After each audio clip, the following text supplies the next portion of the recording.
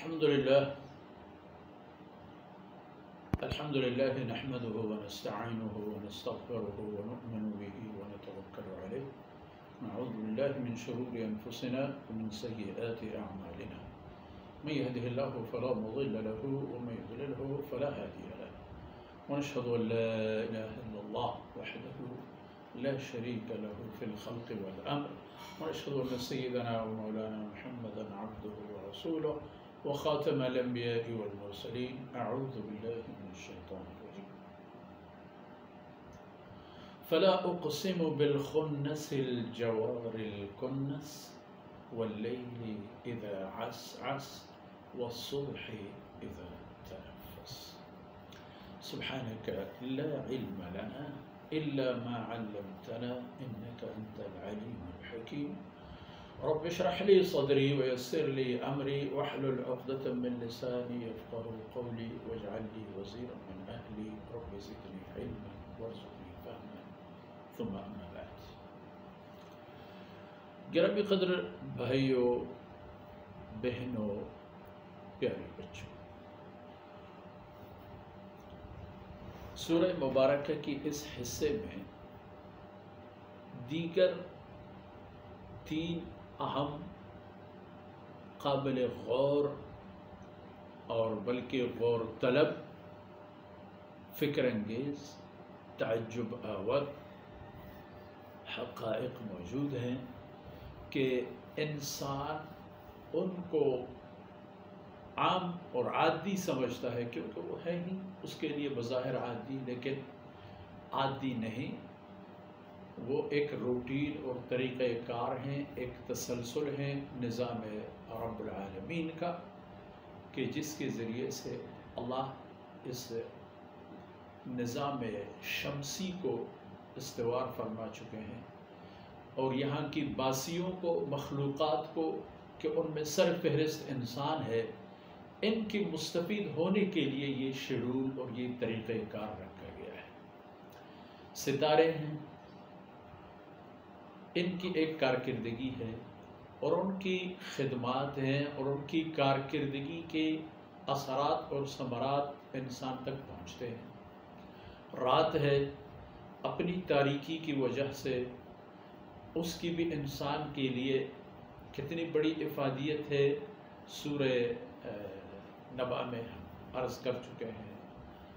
اور اس کے علاوہ صبح، زندگی کا آغاز، روشنی کا ابتدا، یہ تین نکات آپ کے سامنے رکھ دیے گئے اور ان کو بطور قسم یاد فرمایا گیا.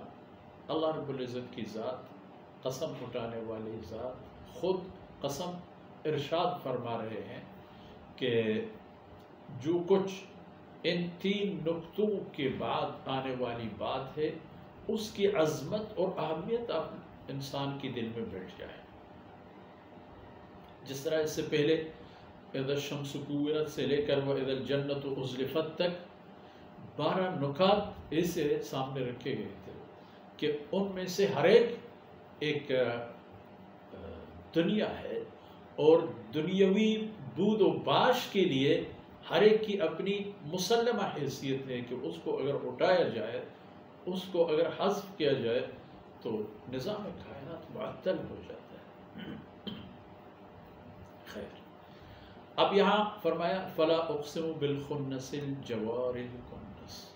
پہلی بات، قسم ہے ان ستاروں کی جو در حقیقت راتوں کو ان کی روشنی سے دنیا مستفید ہے اور بغیر اس کے کہ چاند کی چاندنی آ جائے اور دنیا کو رات کے اندھیرے میں ایک قسم کی خوشنما سا ایک روشنی فراہم کرے.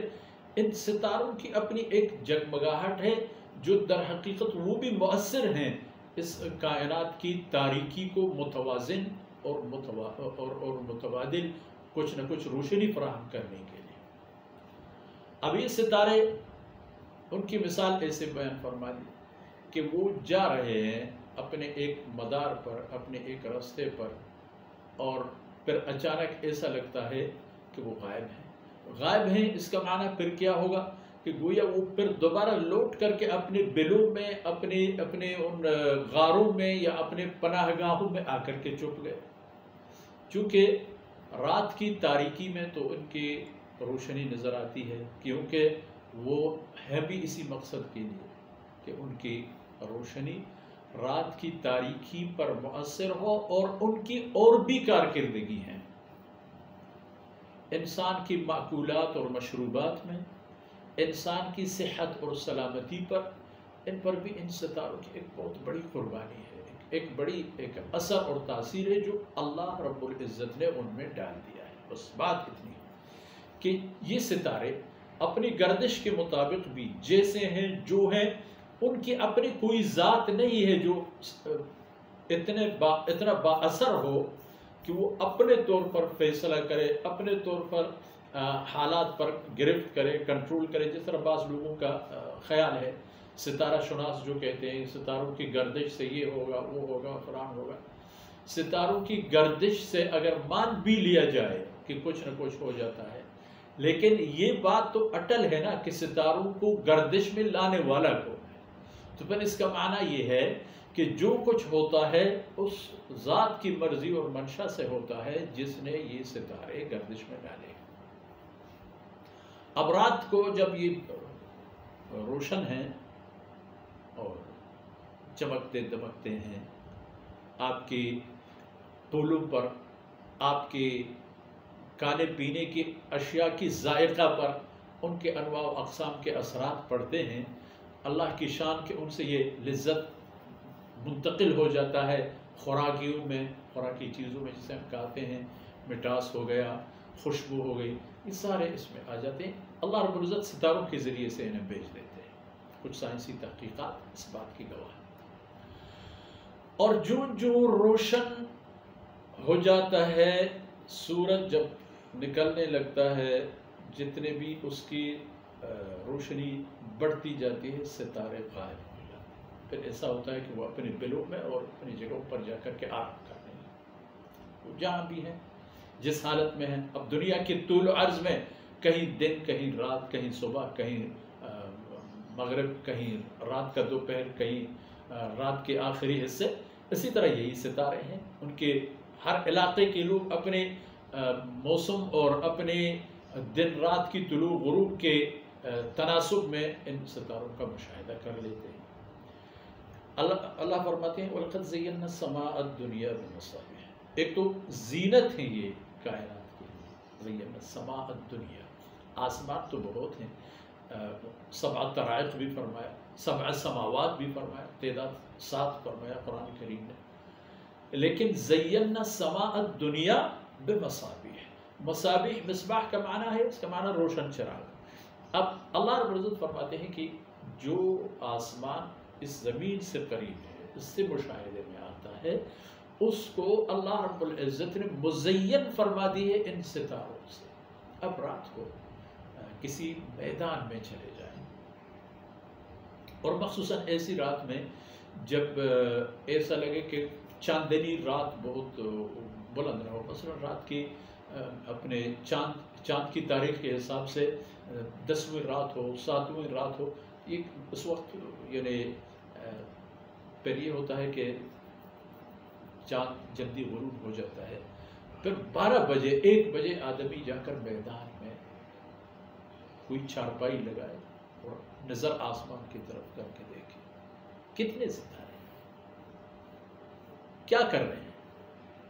ایک کنٹرولر ہے، ایک نظام چلانے والا ہے کہ اس نے اس نظام کو اپنے قابو میں رکھا ہے، اور سب کچھ اس کی مرضی اور منشا کے مطابق ہوتا ہے. انسان کو اللہ رب العزت نے موقع دیا، فرصت عنایت، تحقیقات، چاند تک پہنچ گیا اور دیگر سیاروں تک پہنچنے کی کوشش کر رہا ہے. زمین کا جو دائرہ اور حدود ہے کشش ثقل کے حد تک، یا اس سے بھی بڑھ کر یا اس سے گھٹ کر، اس سے بھی انسان آگے بڑھ سکتا. کیا تیر مارا ہے انسان کا مارا ہوا تیر یہی ہے کہ وہ جتنا آگے بڑھتا جاتا ہے، اللہ رب العزت کی قدرت کاملہ کے مشاہدے اور اس کے سامنے آتے جاتے ہیں. اگر یہ انسان اتنے کچھ دیکھتے ہوئے بھی اس ذات تک نہ پہنچے کہ جس نے یہ سارا نظام بنایا ہے اور اسے چلا رہا ہے، تو پھر اس انسان سے زیادہ اندھا کون ہو سکتا ہے؟ تو 3 نقطے ہیں۔ پہلے ستاروں کے حوالے سے کہ ان کی روشنی، ان کے طلوع غروب، ان کے رات کی تاریکی میں نظر آنا اور سورج کے آتے ہی ان کے غائب ہو جانا، یہ ایک کائناتی نظام ہے جو رب کائنات نے بنایا ہے، اور یہ سارے اس کے تابع ہیں۔ اور کب سے ہیں یہ بھی ایک بات ہے، کبھی بھی انسانوں نے گواہی نہیں دی کہ راتوں کو ستارے نظر نہیں آئے۔ ہاں، بہت زیادہ بادل ہوئے رات کی، یعنی بادلوں کے ثقل اور ان کے موٹا ہونے کی وجہ سے، دبیز ہونے کی وجہ سے، تہ درتہ ہونے کی وجہ سے اگر نظر نہ آ سکے تو الگ بات ہے، لیکن سرے سے ایک ستارہ بھی نظر نہ آئے، انسانی تاریخ میں کبھی اسی کی کوئی گواہی نہیں۔ تو اس کا معنی یہ ہے کہ فطرت جو اللہ نے بنا دی ہے، کائنات کا جو نظام اللہ نے بنا دی ہے، اس کو اسی طرح چلنے دو اور اس سے اسی طرح مستفید ہونے دو جس طرح اللہ رب العزت نے ہر ایک چیز کی ایک خاصیت بنا رکھی ہے۔ آج انہی باتوں پر اکتفا کرتے ہیں اور انشاءاللہ اگلی باتیں اگلی نشستوں کے لیے چھوڑ دیتے ہیں۔ اللہ تعالیٰ ان چھوٹی موٹی معروضات کو اپنی بارگاہ میں قبول فرمائے اور ہماری آخرت کی سرمایہ اور قیمتی اثاثے ہو جائیں۔ وصلی اللہ علیہ نبینا محمد وعلی آلہ وصحبہ اجمعین۔